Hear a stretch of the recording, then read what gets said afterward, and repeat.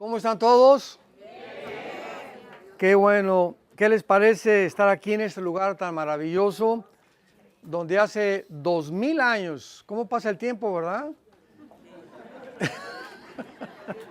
Si queremos que nos pase a nosotros, imaginémonos, hace 2000 años, todo este lugar aquí, cerquita de la Virgen María, aquí abajo estaban los pastores, y bueno, todos estos acontecimientos y eventos históricos tan maravillosos que están en la Biblia. Pero quiero hablarles en esta mañana a todos ustedes de cómo fue el nacimiento de Jesucristo, el Hijo de Dios, porque tenemos que ver desde el principio de la Biblia, no solamente en Mateo y Lucas que se describe el nacimiento, sino los antecedentes, tanto, escúchenme bien, científicos, ¿sí oyeron bien? Científicos, históricos, filosóficos y geográficos del nacimiento de Cristo. En Génesis capítulo 3, versículo 15, hay una profecía que es la primera profecía del Mesías. Y vean ustedes lo que científicamente está involucrado. Cuando venimos a la Biblia no venimos a un libro de teorías, hipótesis. Vuelvo a repetir, Génesis 3, versículo 15. No es un libro solamente de especulaciones y pues dijo, lees el libro de Carlos Darwin, El origen de las especies, y encontramos este lenguaje. A lo mejor, chance y, no estoy seguro, un lenguaje que no puede ser de carácter científico. Pero ¿cómo es posible que este libro del Génesis, que ha sido escrito hace aproximadamente 4000 años, contenga este lenguaje? Y dice la profecía, Génesis 3:15, y pondré enemistad entre ti y la mujer, y entre tu simiente y la simiente suya.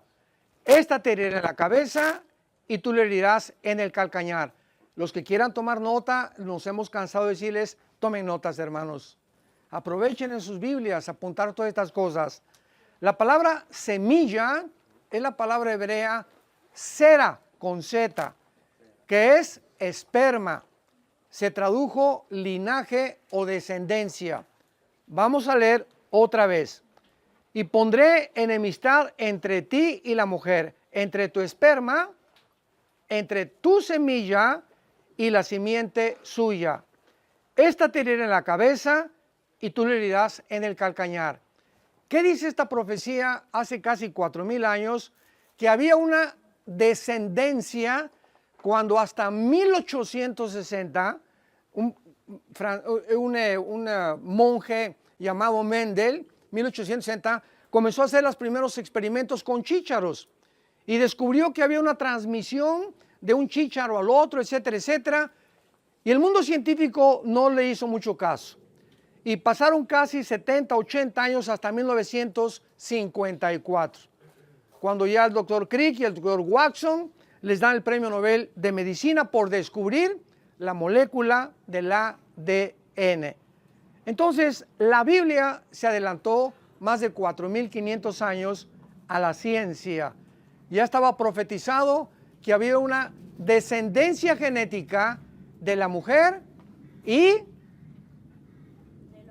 de Satanás.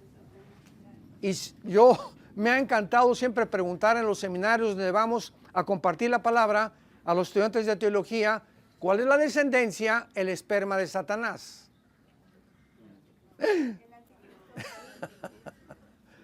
O sea, ¿tiene descendencia Satanás? ¿Puede de alguna manera Satanás mezclarse con seres humanos o alterar la genética? Bueno, hasta el siglo XX que se descubre el ADN, se le da el premio más grande al doctor Rafael Collins, que es cristiano, director del proyecto del genoma humano. Y el presidente Clinton en la Casa Blanca dice estas palabras: hemos encontrado el libro de la vida, refiriéndose a la molécula del ADN. Bueno, cuando estamos hablando de genética, ya estamos hablando del nacimiento de Cristo, y esto es lo que quiero explicar. ¿Por qué? Porque si nosotros estamos comenzando a descubrir que se puede manipular la genética, ya hay enfermedades como el mal de Parkinson, etcétera, etcétera, que han descubierto genéticamente el proyecto CIRC, si lo quieren apuntar. Lo van a encontrar en Google. Y esto está involucrado que ya pueden sacar un gen y lo sustituyen por otro gen. O sea, pueden cambiar ya. Y esto nos maravilla y decimos, bueno, qué maravilloso que la ciencia pueda hacer eso, ¿no? Pero desgraciadamente lo están usando equivocadamente.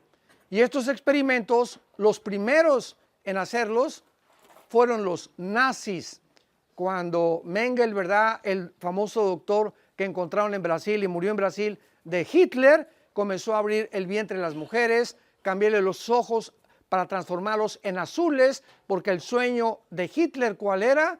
Producir la raza aria, que es el sueño actualmente del director del Foro Económico Mundial, el sueño de David Rockefeller, el sueño de George Soros, que también es judío, producir una superraza a través del cambio y la alteración de la genética.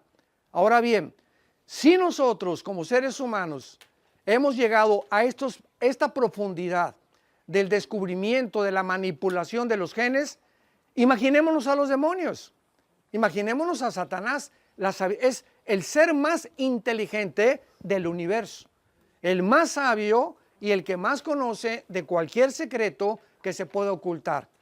Entonces, nosotros estamos haciendo pininos apenas en los descubrimientos de la genética, al darnos cuenta que se promete una descendencia genética de la mujer. ¿Quién vendría? Abraham, Isaac, Jacob, de Jacob 12 hijos, de los 12 hijos una tribu, Judá es la tribu de donde vendría el Mesías, y después David, Salomón, y así vemos por toda la Biblia la genealogía genética. El Mesías tenía que ser heredero genéticamente de Abraham, Isaac y Jacob y de la primera mujer, de Eva, para que pudiera demostrar con sus credenciales que él era el Mesías y no Mahoma, no Zoroastro, no Mahatma Gandhi y menos Buda. Ahora bien, en Génesis 6 vemos el primer ataque a la genética humana, cuando los ángeles caídos alteran la genética de las mujeres, de alguna forma pervirtieron y produjeron gigantes. Veníamos platicando ahorita con Isaac, nuestro guía, los Nepilim, que significa gigantes en el hebreo, de 4 o 5 metros. Goliat era uno de esos descendientes. Entonces, estos gigantes que nacieron, síganme con cuidado, de la mezcla de ángeles caídos con mujeres, fueron una raza híbrida. Un caballo con una burra, nace una mula y la burra nace híbrida. Ya no se puede reproducir porque la Biblia desde el Génesis prohíbe 2 semillas mezcladas. No se puede mezclar una ardilla con un conejo, un dinosaurio con un rinoceronte, un ser humano con una persona que no sea y no tenga la sangre o el ADN de los seres humanos, porque violamos las leyes establecidas, científicas, genéticas, que fueron descubiertas hasta el siglo pasado. Esto es asombroso. Y si alguno de aquí es algún científico, alguna mente inteligente que está buscando evidencias de la existencia de Dios, aquí están. No las tienes porque no las estás buscando. No las encuentras porque no estás tocando, porque al que pide se le da. Al que busca va a encontrar. Búscame, dice el Señor, y me encontrarás, porque me buscarás con todo tu corazón. Amén. ¿Cómo es posible? La pregunta es ahorita que los ángeles se mezclaron con las mujeres. ¿Tuvieron relaciones físicas o fue una alteración de la genética? Escuchen, ¿se acuerdan del endemoniado gadareno? ¿Cuántos demonios tenía? Una legión. Una legión romana era de 6,000 soldados. Ahora, fíjense en esto. Los demonios en un ser humano alteran los nervios ópticos, alteran el oído, se meten a las cuerdas vocales y pueden engrosar la voz de un ser humano. Pueden entrar a los músculos. El gadareno rompía piedras y cadenas de una fuerza sobrenatural que no era de él. Ahora, si los demonios tienen el conocimiento de poder entrar a nuestras neuronas Entonces, si un gadareno, una persona fue afectada por tantos, ¿de qué manera también entran a los órganos sexuales? Entonces, afectan completamente y pueden producir los demonios, alterando la genética, niños monstruos. ¿Se acuerdan de los 80s, 90s del siglo pasado, la talidomina? La famosa droga que acabaron prohibiéndola, y la gente es como Dios, ¿cómo puede ser falta de misericordia? No, no fue Dios, son los experimentos de nosotros, bola de psicópatas científicos como los nazis que quieren alterar las leyes de la genética de Dios. Muy bien, llega el tiempo, en el tiempo de Dios, que el Mesías tenía que nacer. Y encontramos este relato tanto en Mateo como en Lucas, en el Antiguo Testamento, porque recuerden que los 4 evangelios no son el Nuevo Testamento. Entonces, cuando abrimos la Biblia dice Nuevo Testamento, como dice aquí, hay que borrarlo. En los originales no dice esto, porque el Nuevo Testamento comienza con los hechos, con la iglesia en Hechos capítulo 2. Porque los 4 evangelios fueron bajo la ley de Moisés, bajo el pacto abrámico, etcétera, etcétera. Cristo muere bajo la ley. Y si no aprendemos a distinguirlo, nos vamos a confundir. En el Nuevo Testamento, perdón, les digo, ya ven, en el Evangelio de Mateo, ni tampoco es el San Mateo ni San Juan, porque este San es de Roma. En la iglesia cristiana todos somos santos en el momento que recibimos a Jesucristo. El Vaticano no tiene el derecho de dictaminar a ninguna persona que es santa que porque dice que hizo milagros, o porque se comprobó que era muy buena, o porque nunca rompió un plato, ¿verdad? La Biblia católica de Jerusalén, de Torres Amad, las traducciones de ellos, se los podemos enseñar. Todas las cartas de los apóstoles comienzan a los santos de Éfeso, a los santos de Filipos, a los santos de Colosos. Ya se les llama santos, que es apartados para servir a Dios. Y dice en Mateo, capítulo 1, versículo 18, el nacimiento de Jesucristo fue así. Estando desposada, o sea, comprometida, no estaban casados, María su madre con José, antes de que se juntaran, se halló que había concebido del Espíritu Santo. José su marido, como era justo y no quería infamarla, quiso dejarla secretamente. Aquí vemos algo sobrenatural, algo que trasciende completamente la comprensión y la racionalización humana. ¿Por qué José no podía tener relaciones sexuales con María? ¿Por qué el Mesías, que tenía que ser varón, y si iba a ser varón, tenía que traer el cromosoma Y, que no tienen las mujeres? Si tú tienes el cromosoma Y y tu mente te dice que no eres lo que biológicamente eres y genéticamente, tienes un problema de tornillos flojos aquí. El problema no es físico, tu problema es mental. ¿Y quién crees que está afectando tus neuronas? Los demonios y Satanás, para robarnos nuestra identidad, que es el principal propósito de los participantes de la oscuridad. Muy bien, si el Mesías tenía que nacer, no podía nacer a través del esperma Y o cromosoma Y de José. ¿Por qué? Por el pecado de... Exactamente. En el momento que Adán y Eva se rebelan contra Dios, nuestra genética es alterada inmediatamente. Y es lo que se conoce como el pecado original. Somos espíritu, tenemos un alma, vivimos dentro de un cuerpo. Hay enfermedades que se transmiten como la diabetes, problemas del corazón, físicamente, eso está comprobado. Pero el descubrimiento de hace 25 o 30 años es que si tú tenías tendencias de ataques de cardíacos por tu familia, tu tío se murió del corazón, tu papá también, o tu mamá fue diabética, se puede cambiar por la alimentación.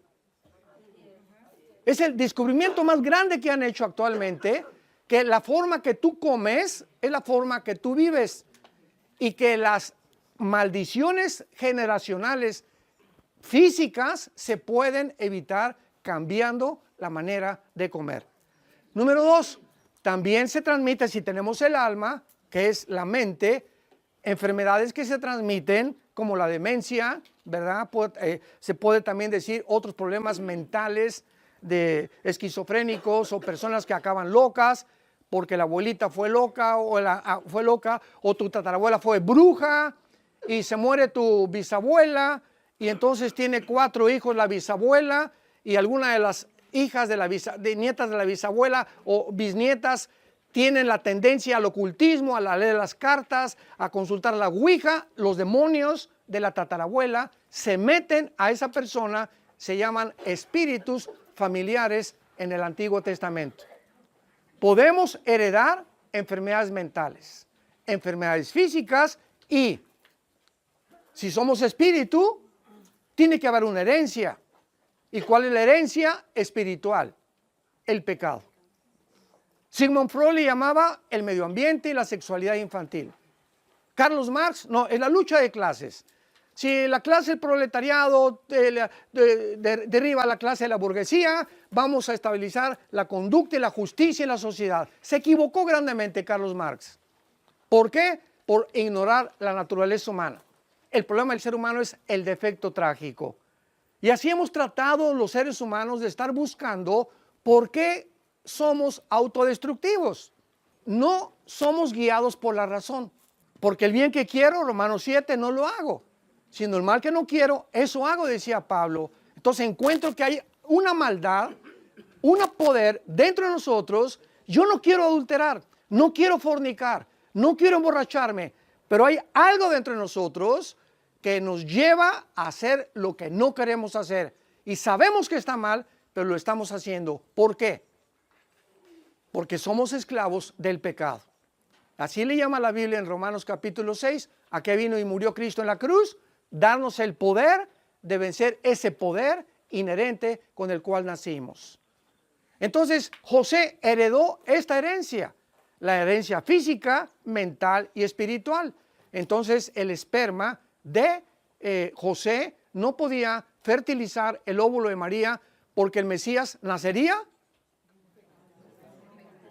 con la herencia del cromosoma Y de José. Entonces cuando el ángel se le aparece en estos rumbos a María, allá no sabía ni medicina, ni paramédicos sabía, ni enfermeras, ni anestesiólogos, ni nada. Vas a ser mamá. Y le contesta María, ¿verdad? Pues ni a Cancún hemos ido. Estamos comprometidos, o sea, no estamos casados. Y era terrible para la ley judía el adulterio o la fornicación. Y entonces el ángel le tiene que explicar, Gabriel, que es el mensajero de Dios. Mira María, lo que va a ser engendrado en tu vientre no va a ser de José. Va a ser Dios el que pondrá el cromosoma Y en tu óvulo y Dios te va a fertilizar. Para que el santo ser que nazca y tiene que nacer sin pecado. Con lo que tú heredaste y con lo que yo heredé. ¿Por qué? Porque en la cruz no podía ser el Papa el que muriera por nosotros. Ni Abraham, ni la Madre Teresa, ni Isaac, ni Jacob, ni Santo Tomás, ni San Francisco, ni un ángel. Porque el que muriera en la cruz tenía que perdonar nuestros pecados. Y el único que puede perdonar pecados es Dios. Entonces, en la cruz tenía que estar Dios y tenía que estar un hombre. Al mismo tiempo, para morir humanamente y al mismo tiempo hacer la expiación, el sacrificio y decirnos, perdónalos porque no saben lo que hacen. Nadie tiene el derecho de perdonar pecados, ni el Papa, ni el arzobispo, nadie de acuerdo a la Biblia, solo Dios perdona pecados. Amén. Y por un solo sacrificio que hizo en la cruz Cristo, tenemos el perdón eterno de nuestros pecados, lo cual se llama gracia, que es una palabra que no se encuentra en ninguna religión. Entonces, ahora entendemos por qué José y María no podían tener relaciones. Pero después que nació Jesucristo, ya Josecito sí brincó, ¿verdad? Con el salto del tigre, como decimos. Como decían por ahí en Panamá, que es muy famoso esta frase, el salto del tigre. O sea, María no murió virgen. O sea, todas son tradiciones que ni siquiera en ninguna Biblia se encuentran. Son inventos de los seres humanos. Jesús dijo, el día que conozcas la verdad te hará libre. Libre de tradiciones, libre de religiones, libre de filosofías inventadas y de maneras de pensar de los seres humanos. tenemos la palabra profética más segura, a la cual haríamos bien ahora en estar atentos, como una antorcha que brilla en lugar oscuro. Porque mis palabras no hay nada torcido ni perverso en ella, dice Proverbios capítulo 8, 4 en adelante. Todas ellas son rectas al que entiende y razonables a los que han alcanzado la sabiduría. Y ojalá que todos ustedes estén creciendo en el conocimiento y la gracia y la sabiduría del Hijo de Dios. Que Dios los bendiga.